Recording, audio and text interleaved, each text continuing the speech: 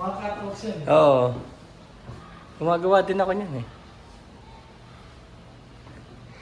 Ganda yung resin, ano? Naka-preserve talaga, no? Ang Waterproof. problema sa resin kasi after 20 years, magkakakas siya eh. Oo nga, iba nga, wala pang ganun eh. Kaya naobserbahan ko, yung iba, 1 year lang. Merong binili na resin. 1 year pa lang, na eh. Oo. Nagkakakas na eh. Oo. Tsaka yung nag-decolor, siguro yung mga 3M matagal. O depende na paano ginawa.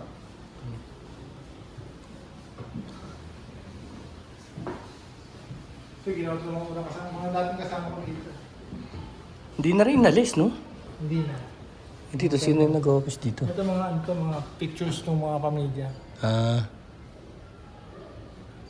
Parang library ng mga bata. Nagpa-workshop kami dito minsan eh.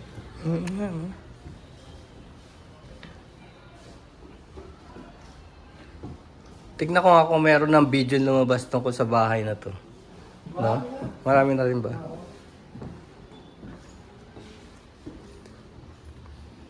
Talaga mga sahig, oh. Wow. Solid yan. Tsaka yung amoy, no? Amoy luma, amoy kahoy.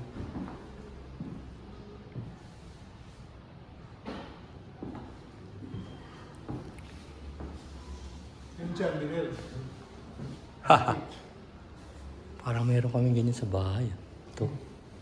Parang kap na pinag-saklo. Ayun.